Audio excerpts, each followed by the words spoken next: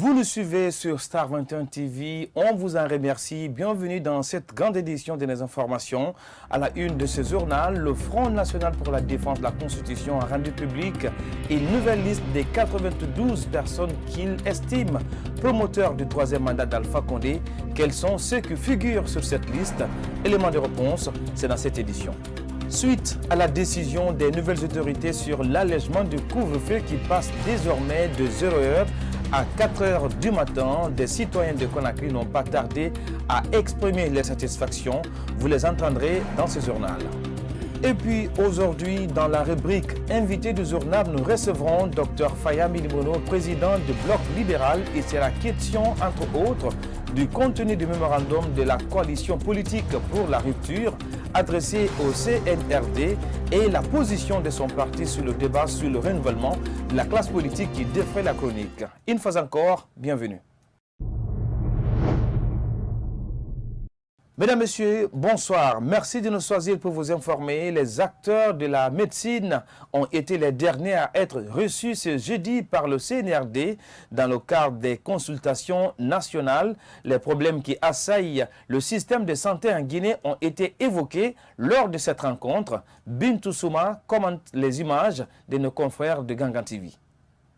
Après les autres entités des forces vives du pays, c'est au tour du secteur de la santé guinéenne à avoir un entretien avec le CNRD. Composé de médecins, de pharmaciens professionnels et de pharmacies parterres, ils ont exposé les maux dont souffre le système sanitaire guinéen.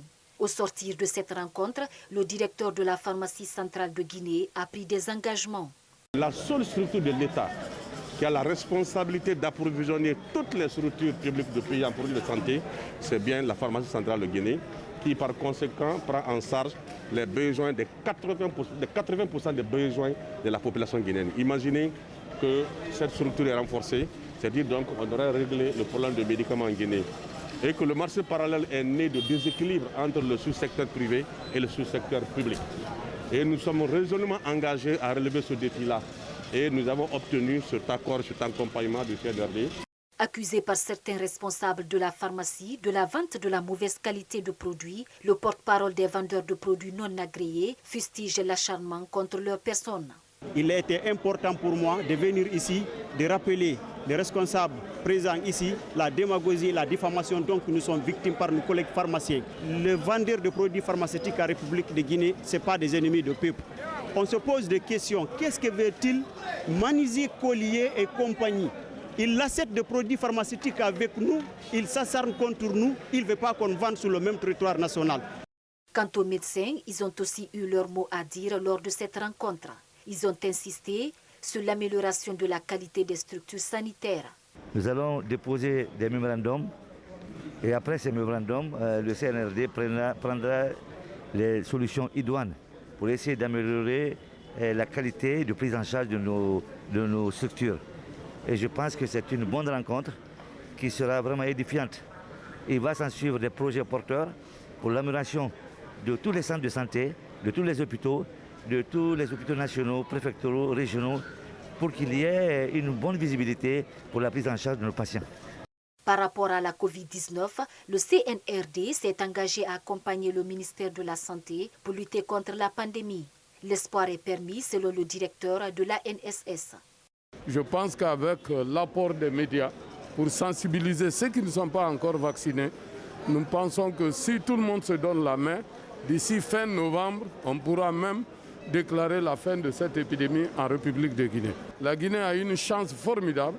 Ce mois de novembre, nous allons recevoir plus de 2 millions de vaccins. Donc si on vaccinait au moins 1 million et quelques à Conakry, qui est là le foyer le plus touché, nous pensons que nous pouvons espérer que d'ici la fin d'année, beaucoup de mesures restrictives vont être levées. D'ailleurs, dans un récent communiqué de la junte militaire, quelques mesures restrictives ont été allégées, comme le couvre-feu qui est passé désormais de 0h à 4h du matin. Dans le même cadre, le président du CNRD a échangé ce jeudi avec les fêtières des organisations de femmes et de jeunes. À cette occasion, le Parlement des enfants de Guinée a plaidé pour la défense des droits des enfants et puis le secrétaire général du ministère de la Jeunesse a également exprimé les préoccupations des jeunes. Suivez. Mon message était de dire au président, de nouveau président, quelle est l'importance des enfants. Ils doivent soutenir les enfants, défendre les droits des enfants, nous aider aussi. Ils doivent aussi nous aider pour punir les violeurs parce qu'il y a, à l'heure là, il y a beaucoup de viols. Ils doivent juger les violeurs et les emprisonner.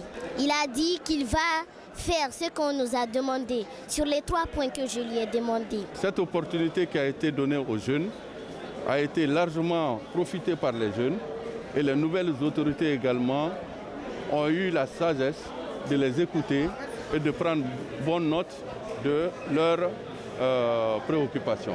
Naturellement, il s'agit des questions d'emploi des jeunes, des questions de formation des jeunes, d'adéquation entre la formation que les jeunes reçoivent et l'offre d'emploi, parce qu'il y a un sérieux problème d'inadéquation entre la formation que les jeunes reçoivent et l'emploi qui est offert alors par les entreprises publiques et privées. Donc les jeunes ont beaucoup insisté sur ces questions et je pense que les autorités ont pris bonne note et je crois que nous sortons vraiment de la rencontre avec une note d'espoir et de satisfaction.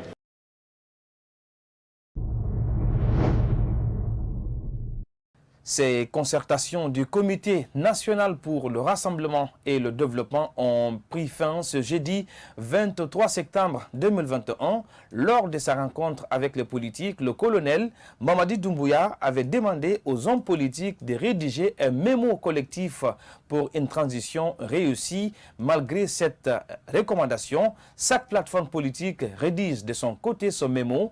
Selon le président du parti Nouvelle-Guinée, cela est dû aux égos surdimensionnés des acteurs politiques.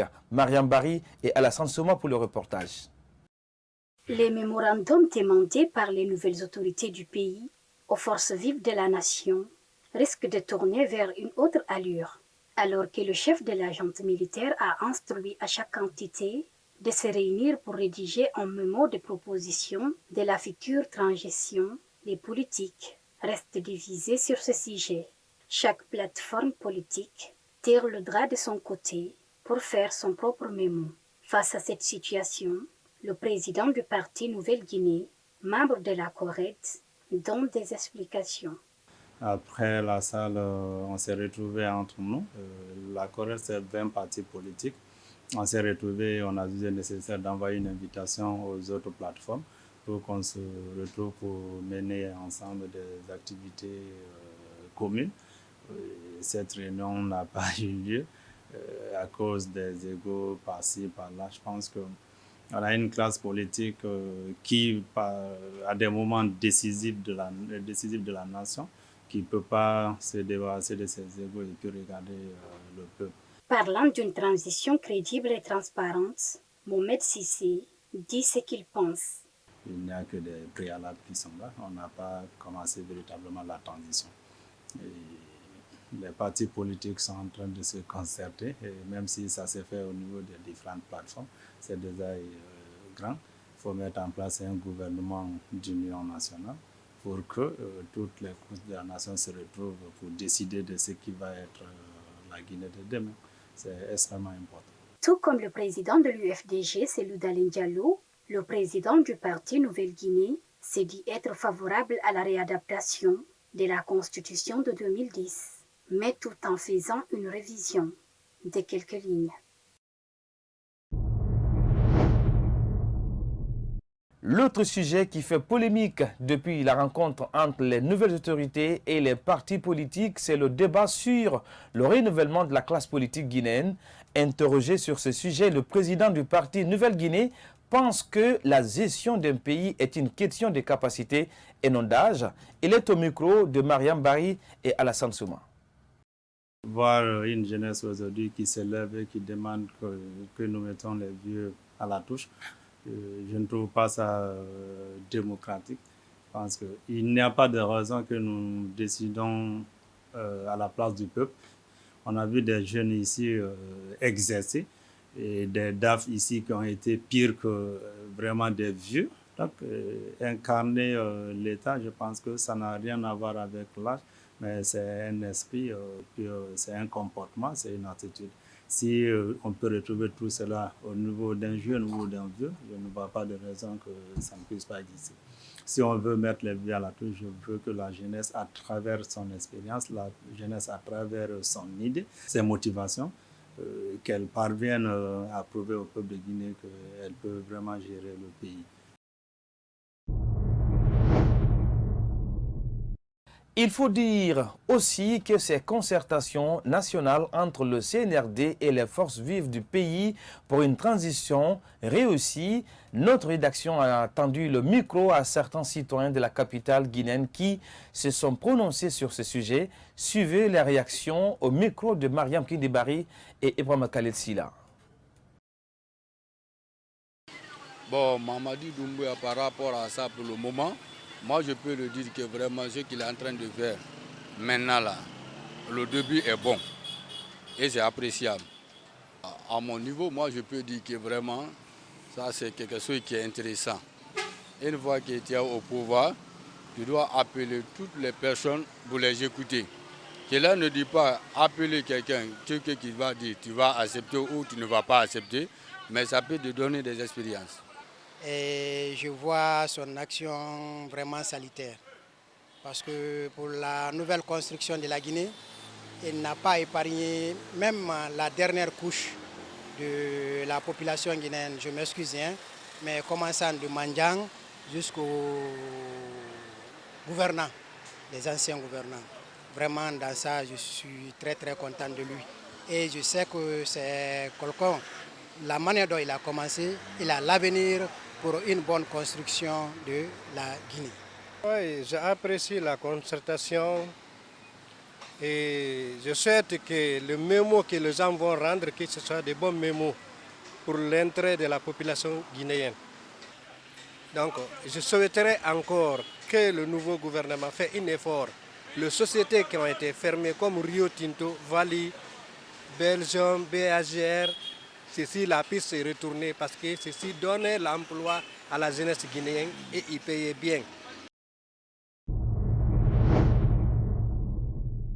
Comme je vous le disais dans les titres, le Front national pour la défense de la Constitution a rendu public une nouvelle liste des 92 personnes qu'il estime promoteurs du troisième mandat d'Alpha Condé. Cette liste sera déposée devant les juridictions compétentes par les avocats du mouvement anti-troisième mandat. Ibrahim Diallo pour le reportage. C'est à travers une conférence de presse que le Front national pour la défense de la Constitution a repris le combat contre les dignitaires de l'ancien régime Alpha Condé. Le Front anti-troisième mandat n'a pas fait un cadeau à l'appareil judiciaire. Les magistrats et cadres, dont les prénoms et noms suivent, ont trahi leur serment en infligeant aux honnêtes citoyens des peines injustes en exécution des instructions de M. Alpha Condé et de ses ministres. Que par leurs faits, la justice a constitué un instrument potentiel pour l'acquisition du troisième mandat de Alpha Condé. Le FNDC a rendu public une liste de 92 personnes qu'il estime promoteurs du troisième mandat, dont à la tête l'ancien ministre de la Défense nationale, Mohamed Djani.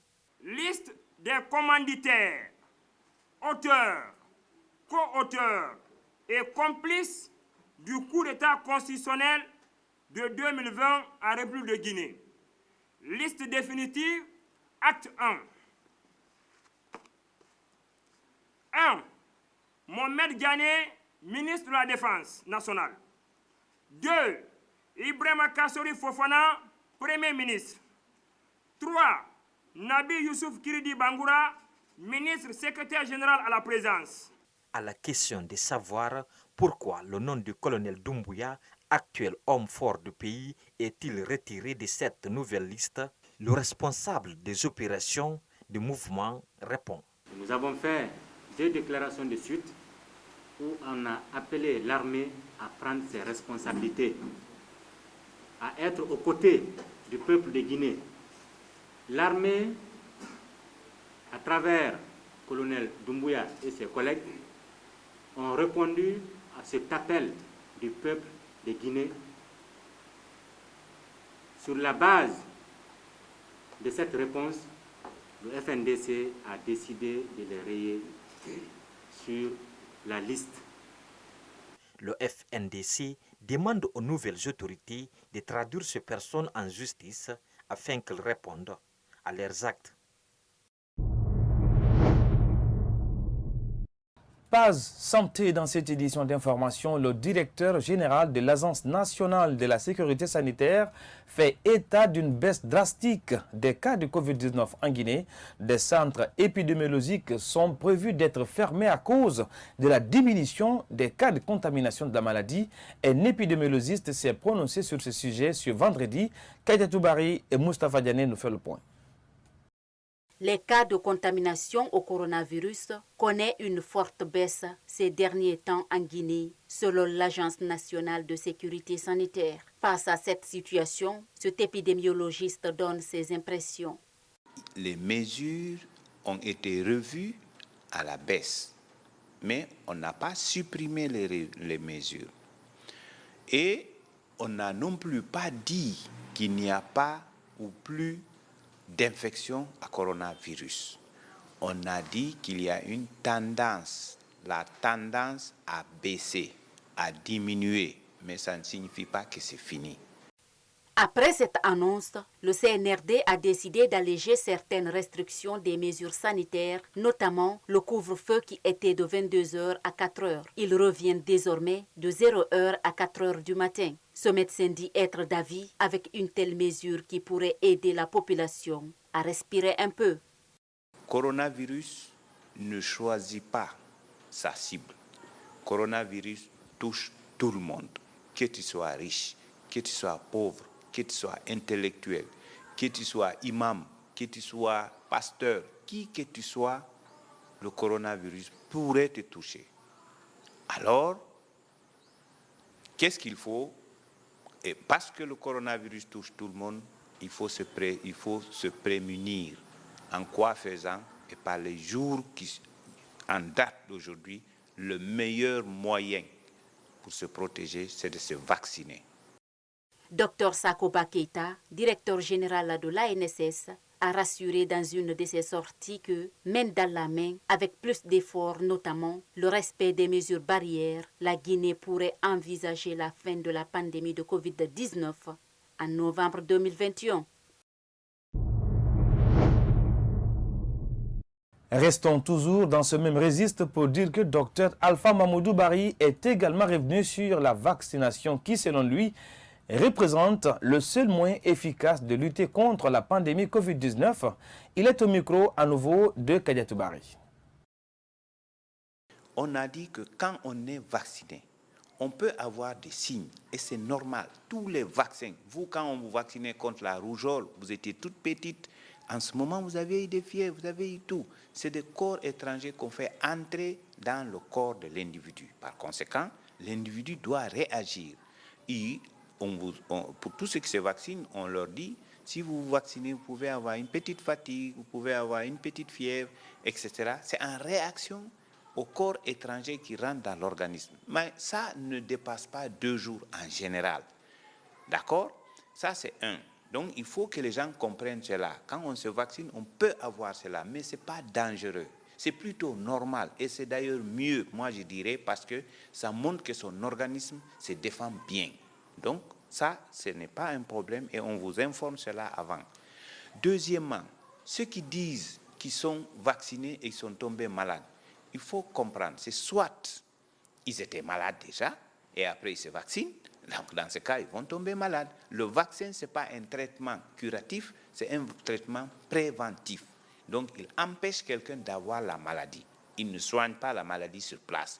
Donc, ce qui fait dire que quand quelqu'un se vaccine, il a la maladie, c'est soit il était malade avant, soit le vaccin n'est pas de qualité. D'accord?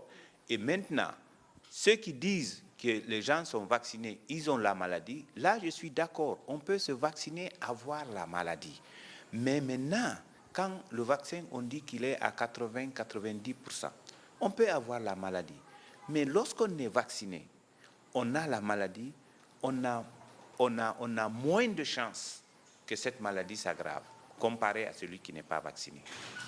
Quand on est vacciné, on a la maladie, on a moins de chances d'avoir des complications. On a moins de chances de mourir de Covid que celui-là qui n'est pas vacciné. Donc la probabilité d'avoir le Covid, la probabilité d'avoir des complications en cas de Covid ou la probabilité de mourir quand on a Covid est de loin moindre comparé à celui-là qui n'est pas vacciné, quand on est vacciné. Donc, pour moi, j'exhorte tout le monde d'aller se faire vacciner. On en vient maintenant à cette décision du CNRD qui suscite assez de réactions dans la cité suite à la décision des nouvelles autorités sur l'allègement du couvre-feu qui passe désormais des heures à 4 heures du matin. Des citoyens de Conakry n'ont pas tardé à exprimer leur satisfaction. Ils sont au micro de Mariam Kidibari et Ibrahima Khalil Silla. Suivez. Bon, moi, à mon avis, je crois que c'est une belle solution, une bonne situation qu'on tient compte pour la population guinéenne. Parce que tout le monde n'a pas les mêmes heures et les mêmes modes de manière de chercher. Il y en a qui cherchent la nuit, il y en a qui cherchent la journée, et il y en a d'autres qui cherchent les matins. Et si les couvre-feux sont aujourd'hui libres pour le Guinéen, et je pense qu'on pourra payer les loyers, payer l'eau, payer le courant. Personnellement, moi, je suis très content parce qu'on a dit qu'on rentre à 20h. Le chef Mamadi Doumbouya est là. On est très content de lui. Il nous a satisfait. Que Dieu nous aide pour le confinement. Va remonter jusqu'à 5h. Vraiment, je suis content parce que chaque fois, nous, à partir de 22h, nous, on rentre les jeunes. Il y a certaines qui peuvent travailler la nuit. C'est la nuit qu'ils vont gagner leur gombo, leurs dépenses. Vraiment, il y a d'autres activités aussi que nous devrons faire, surtout les motards, les mototaxis qui roulent la nuit. Il y a des activités la nuit que les autres doivent faire. Mais quand on nous enferme à la maison de 22h jusqu'à 6h du matin, 4h du matin, ça ne peut pas aller avec nous.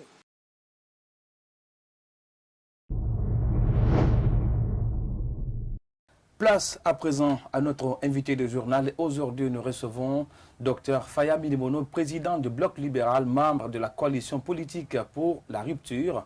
Docteur, bienvenue. Merci. Alors, première question, on a vu la réaction de votre coalition politique pour la rupture par rapport aux sanctions de la CEDEAO. Qu'est-ce qu'on peut retenir de la lettre qui a été adressée à l'institution ouest-africaine? Merci d'abord de l'occasion que vous me donnez. Nous avons constaté le séjour d'une délégation de haut niveau de la CEDEAO conduite par le président en exercice. La délégation n'a rencontré que le CNRD pour annoncer des sanctions, donner des ordres que les élections soient organisées en 6 mois, sans rencontrer aucune force vive de la nation guinéenne. C'est comme si les autres Guinéens qui sont là, qui vivent les situations qui ont conduit à ce coup d'État, n'avaient absolument rien à dire. Nous avons pensé que, en pareille circonstance, la CEDEAO a le devoir d'accompagner les Guinéens, mais c'est aux Guinéens de montrer le chemin, c'est aux Guinéens de montrer le rythme, et c'est ce qu'ils devaient faire, et ce qu'ils n'ont pas fait. Bien. Alors, au sortir des consultations politiques, l'heure est à la rédaction des mémos des différentes coalitions politiques. Votre coalition a forcément élaboré son mémoire qui doit être adressé au CNRD. Qu'est-ce qu'on peut retenir du contenu de votre mémorandum? Écoutez, le contenu du mémo que nous adresserons au CNRD met de l'avant, premièrement, que cette période transitoire ne soit pas dédiée à la dévolution du pouvoir, simplement, ce qui veut dire les élections, mais que ça soit dédié à la fondation même de la République de Guinée. La Guinée a besoin d'un nouveau contrat social, n'est-ce pas? Et ce contrat social sera établi par une nouvelle constitution. Il faut que nous sortions de beaucoup de choses dans lesquelles on s'est enlisé pendant ces 10 dernières années. Il faut une refondation totale de l'État guinéen. Nous n'avons même pas une administration publique, n'est-ce pas? On a des compétences à l'intérieur, mais qui ne sont pas bien exploitées parce que l'administration que nous avons, tellement politisée, n'est-ce pas, qu'elle ne fait pas le travail pour lequel elle existe. Il y a on doit revoir complètement notre copie par rapport à la CENI, n'est-ce pas? Nous misons sur un service national de gestion du processus électoral dans notre pays, plutôt que la CENI sur laquelle nous nous sommes complètement trompés. Nous avons besoin d'un organe technique qui est composé d'hommes et de femmes qui sont choisis en fonction de leurs compétences, de leurs mérites, et non simplement des représentants de telle ou telle entité. Donc, il y a des choses importantes qui doivent être faites et nous devons les faire pour réussir cette période transitoire. Alors, l'autre question, face aux entités féminines et des organisations de jeunes, le nouvel homme fort du pays, colonel Mamadi Doumbouya, a promis à la jeunesse et aux femmes qu'il n'y aura pas de recyclage.